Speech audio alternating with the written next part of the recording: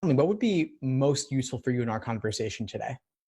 I'm just starting the LSAT process, trying to go to law school. I've always had it in my head, but I know, like, okay, there are 4 sections to the LSAT and like the basic stuff, but I guess just tips on being efficient, just to address studying while having like a job and just getting my practice test in. I could do that. Everybody can set it up, but I don't know, just efficient tips on how to be efficient with my time studying.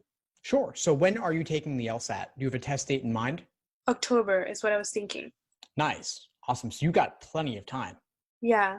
But since it's I've been out of college for a minute now, or for like 6 years, Mhm. 6 years. And so I'm like, I don't know if I have the same, but so that's why I'm trying to start earlier. Right. And what other obligations do you have between now and October? I'm currently a flight attendant, so I'm just like gone all the time, but also it's great because I have layover time. I have like some, not your typical 9 to 5. So I have all this other time, like, little blocks of time that I could just either, should I be doing reading comprehension? Should I be like doing logic games while I wait for my plane, or like, just so I have time. I don't really have this year. I'm like focusing on trying to get a good score so I can not have the stress of loans. If I could Sure. get, yeah.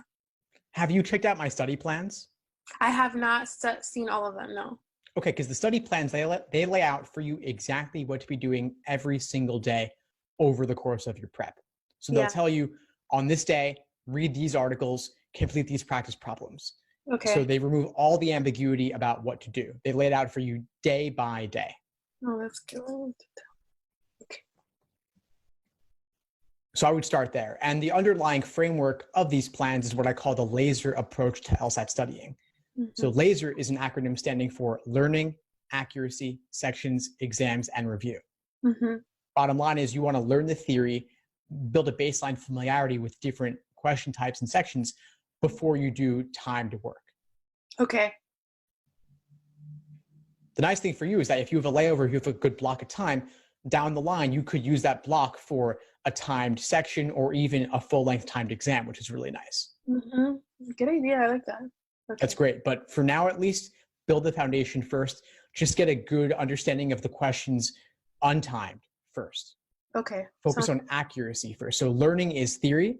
Mm-hmm. Accuracy is doing individual questions by type. S is for sections, 35-minute timed sections.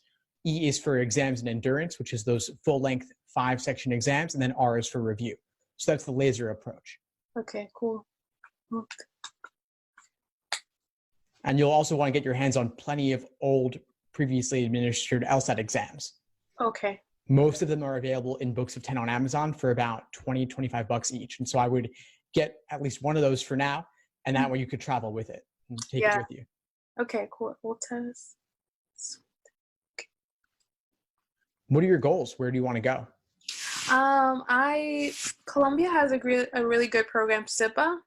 Mm-hmm. I'm trying to see if I could do joint degree, but I've also been looking at Fordham in New York, and they just have a lot of cool public policy, and ultimately it'd be like foreign representative sort of international courts. That's more my area, not necessarily like litigation and attorney, but just using my degree in order to, for this organization, she's a lawyer, okay, she knows, she can figure out policy, she can write something for, like that's more my area. Poli-sci. So I'll do litigation corporate if I have to initially, but I'd rather use I'm trying to go to law school to learn how to think and be efficient with papers and diplomacy and that kind of area. So that's what I'm looking at. I guess I'll figure out, I'll be more decisive once I feel like, okay, now I have a hang of the LSAT. What do I really want? Narrow it down. But everybody keeps saying, once you go to law school, you'll change your mind or this and that. But I know that it's, I'm not, I guess I financially is an incentive, but it's not really the incentive to go to law school, which is very ironic. But, Sure. yeah, you're like, oh, I need money. I want to make a lot of money. That's not really my thing. I'd rather like, you know, do something more selfless, I guess. But that's why I don't want to have loans, because then if I have that many loans, I probably won't be as selfless, you know? It's the reality of it. Yeah, of course. Well, it's good to have the goal in mind, and getting the top LSAT score will open plenty of doors for you. Like you could, with a great LSAT score, get significant scholarship money to a school like Fordham, Yeah. and then you get into Columbia, then you really have any career option you want. Yeah. Yeah, that's what I'm starting to practice, like prepping now, because I know Columbia needs pretty good score. You know, anything above 173 will be beautiful for Columbia. Exactly, but you're allowing plenty of time to make it happen, so just block it out. You asked about tips for staying focused. I mean, keep your goals in mind, but also block out the time in your schedule. So if you have your flights, you have your layovers, you know when they're going to be, assuming that you're fresh and awake, you can get some work done. Yeah, that's true. Okay, block out. Cool. What other questions do you have for me, Connie? Let's see. Do you, besides the packets of getting all the books, do you have any other suggestions? I've listened to the LSAT podcast a lot, and it's been really helpful. But besides book, is there anything else? I don't know, any other tip? I know it's just practically just focus on the books and just practicing, but is there any other like unique tip or method that you have for studying for LSAT? Some people like flashcards or this, but I'm not sure how that is. That a good method for LSAT? For SATs, I remember how it could have been, but for LSAT, I'm not sure. So if flashcards aren't really relevant for the LSAT because it's not a test of memorization. Yeah. It's really a test much more of pattern recognition. Yeah. And so you do a lot of these old exams, you'll start to see the patterns in methods of reasoning, patterns in flaws, patterns in tempting wrong answers and discouraging right answers. And so just simply having that exposure by doing a lot of old exams will improve your baseline understanding. Okay. And you want a top score, you want 173 plus. I mean, you want to do dozens of exams, but you have the time to do it though. Yeah. Yeah. I'm like, I was like, okay, I need to focus. And as a flight attendant, you have so much time. Like, you know, I can read so much. I read so many books because I have all this time with the for 9 to 5 job. But I'm like, okay, I need to go to law school now, because otherwise, I mean, I guess there's other time, but let's see that. I guess just figure out ways to use your time productively. So you could obviously have your books with you. You got a layover. You have a block of time. You could work out of your books. But I know from flying a lot, you know, you can't always use a book so easily, but you can listen to the LSAT Unplugged podcast. You can watch my YouTube videos as well. And so you can preload those while you have a good internet service, load them up on your phone so that when you're in the air or when you're in transit, you have some downtime to listen to something or watch something. You can still be getting some useful information. Yeah, that's a good idea. Also, do you suggest just doing self-teaching? Or do you suggest, oh yeah, you should probably take a course, or maybe at 3 months you should start taking a course? Or is that something? I mean, it's really hard for me because I'm never really inland much. I'm rarely, I'm always on the plane. But is there like, oh, maybe you should do this course online, or just focus on doing as much as you can for 4 months, and then figure out if you don't feel ready, and then go do some like one-on-one?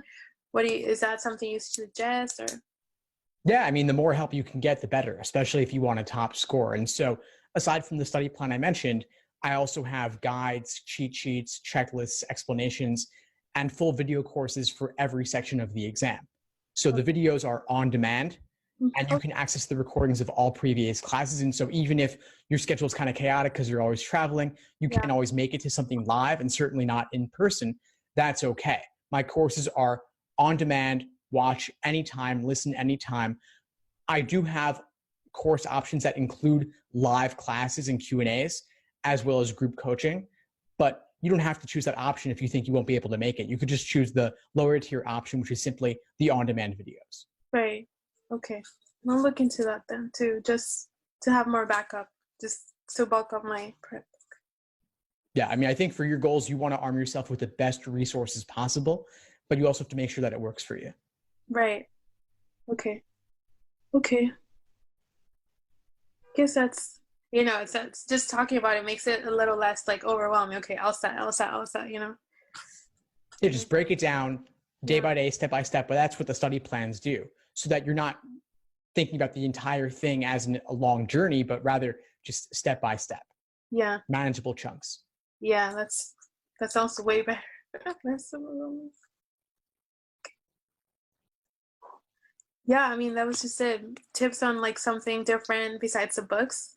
But then I'll just look at your guides and get that instead. The videos and yeah, I'll do that. Laser approach sounds good too. That's really what I need. Awesome. Great, Connie. Well, I'm glad we were able to connect. Before we sign off, what would you say is the biggest insight you got from our call today?